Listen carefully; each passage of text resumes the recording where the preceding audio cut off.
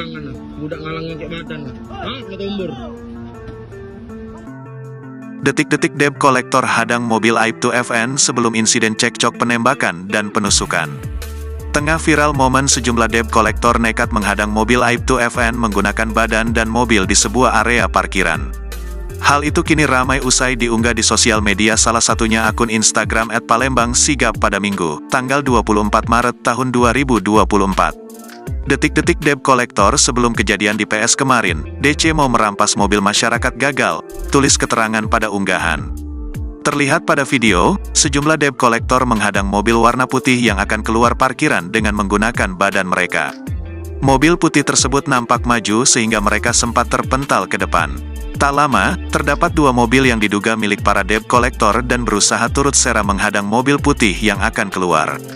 Namun sebelum akses jalan keluarnya ditutupi, mobil putih itu pun langsung tancap gas melewati kedua mobil debt collector dan bergegas pergi. Nampak mobil putih itu mendorong mobil di depannya sehingga ringsek di beberapa area. Sebelumnya diberitakan, istri Aibtu FN, oknum anggota polisi Lubuk Linggau yang menusuk dan menembak debt collector saat hendak menyita kendaraan melaporkan balik debt collector tersebut ke Polda Sumsel. Laporan itu dibuat Des Rumiati 43 tahun istri Aibtu FN dan didampingi kuasa hukumnya, Minggu, tanggal 24 Maret tahun 2024. Kuasa hukum Aibtu FN, Rizal Syamsul SH mengatakan ia dan klien melaporkan para debt collector yang terlibat di lokasi kejadian dengan 3 delik berbeda. Kami melaporkan para debt collector itu dengan pasal 365 KUHP pencurian disertai kekerasan, pasal 170 KUHP pengeroyokan, dan pasal 368 KUHP tentang pemerasan, kata Rizal. Selain itu, Rizal mengungkapkan jika kliennya itu mengalami luka dan pakaian sobek akibat terjatuh saat tarik-menarik STNK. Rizal menuturkan, kejadian menurut versi Aibtu FN dan istri yakni ketika ada dua orang yang mendekat seolah-olah kenal. Namun saat kejadian, dua orang yang mendekat tersebut tak dihiraukan oleh Aibtu FN dan istri. Klien tidak menghiraukan mereka, lantas masuk ke dalam mobil, kata Rizal. Saat masuk ke dalam mobil dan hendak keluar dari area parkir, dua mobil yang dikendarai para debt collector menghadang mobil Aibtu FN.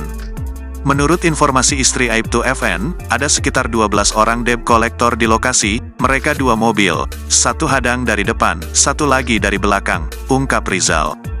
Kemudian salah satu debt collector mendekati Aibtu FN sambil menanyakan STNK. Sempat bersih tegang di antara keduanya sampai akhirnya terjadi penganiayaan tersebut.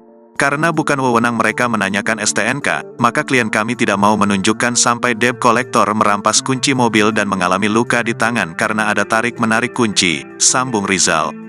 Merasa tak sanggup karena mendapat tindakan kekerasan dari debt collector, akhirnya Aibtu FN masuk ke dalam mobil untuk mengambil sangkur.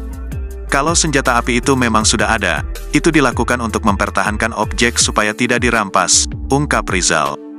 Dia menambahkan pasca kejadian, dua orang anak Aibtu FN juga mengalami trauma dari kejadian tersebut. Di sisi lain, Polda Sumsel mengimbau Aibtu FN yang menembak dan menusuk debt collector di Palembang untuk segera menyerahkan diri.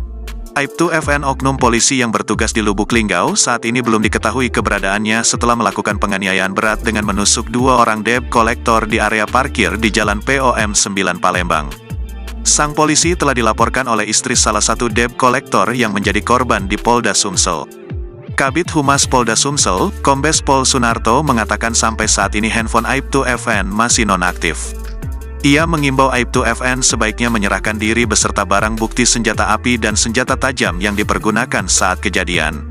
Terpisah, kuasa hukum Aibtu FN, Rizal Syamsul SH mengatakan saat ini kliennya sedang dalam masa menenangkan diri.